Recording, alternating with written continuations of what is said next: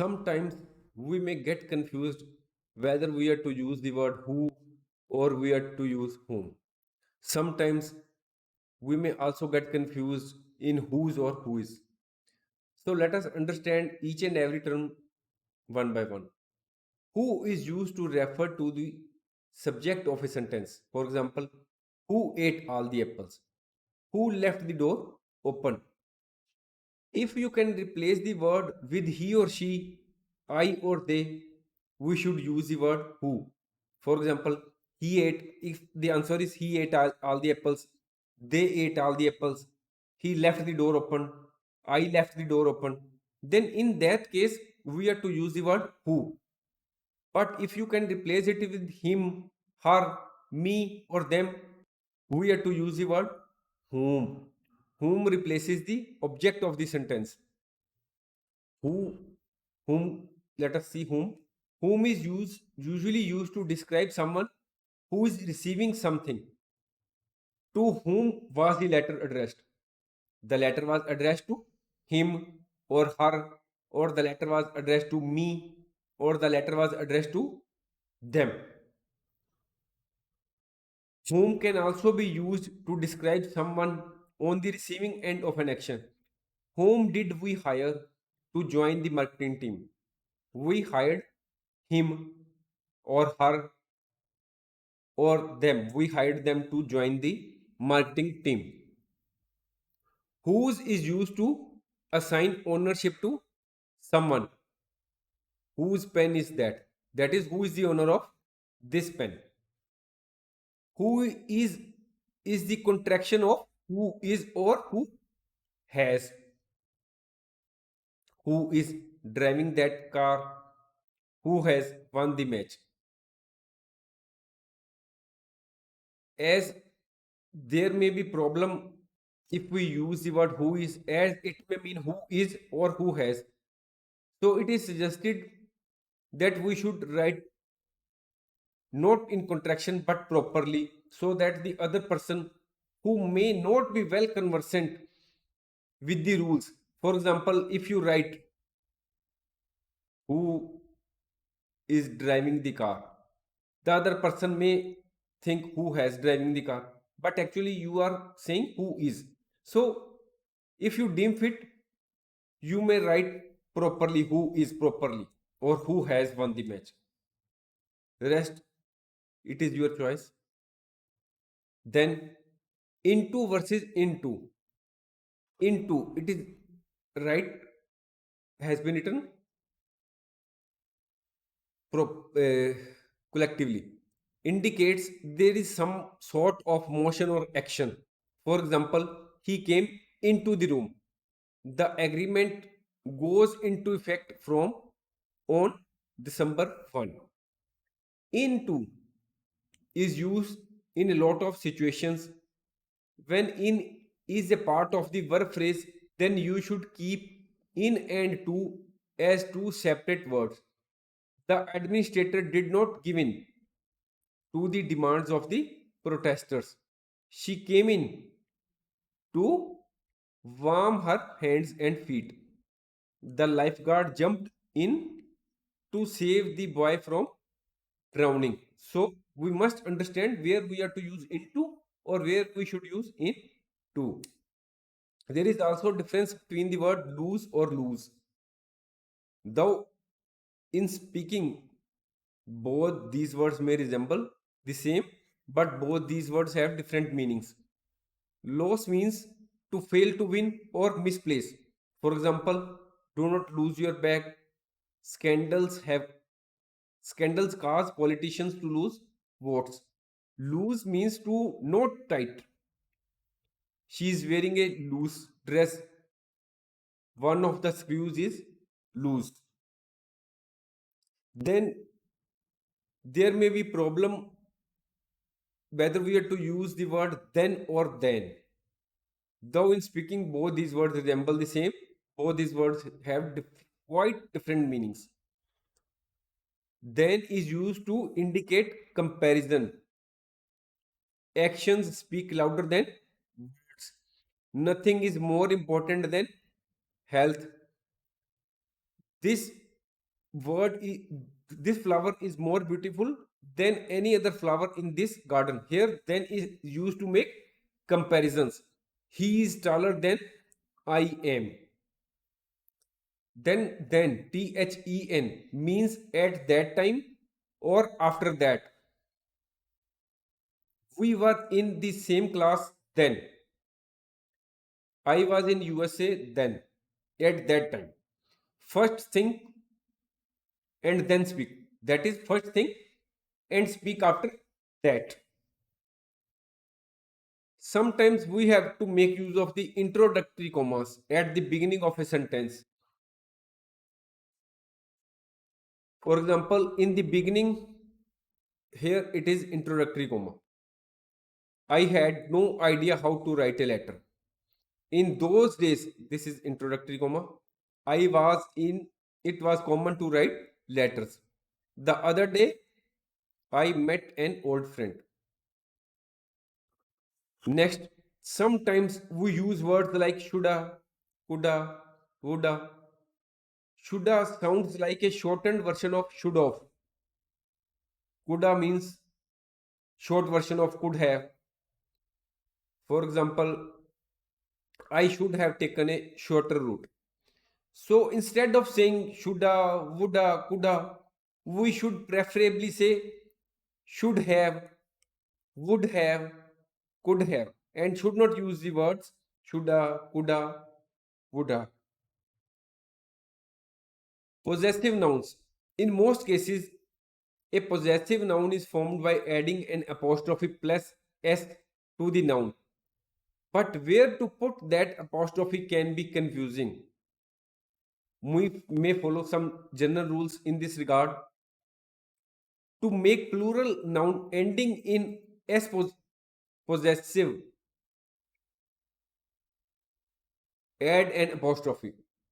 For example, the dog's bones. Dogs are plurals. Here, to make it possessive, we can use apostrophe. The bones relate to dogs. The dogs are in plural. Here, we will not write apostrophe s. We will simply add apostrophe.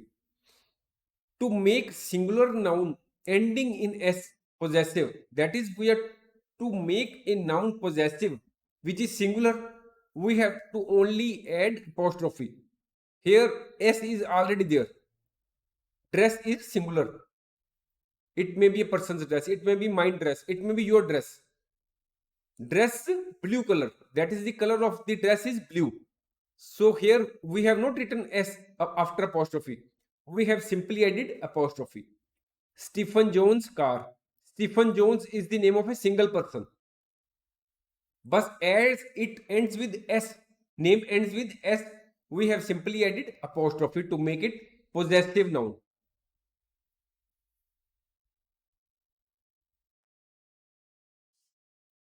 To make plural noun not ending in S possessive, add an apostrophe plus S. Here you will see children is a plural noun. Child, children. That is more than one children. Here, when we want to make this noun possessive, we are adding apostrophe s as the noun does not end in s. Next, to make singular noun not ending with s possessive, add an apostrophe plus s. Joseph's shoes. Next, missing comma in a compound sentence. A compound sentence expresses two complete and related ideas, and it usually includes a conjunction to connect these two parts. There should be a comma before the conjunction to indicate that the two ideas are related. And but, or, and, or are the most common coordinating conjunctions.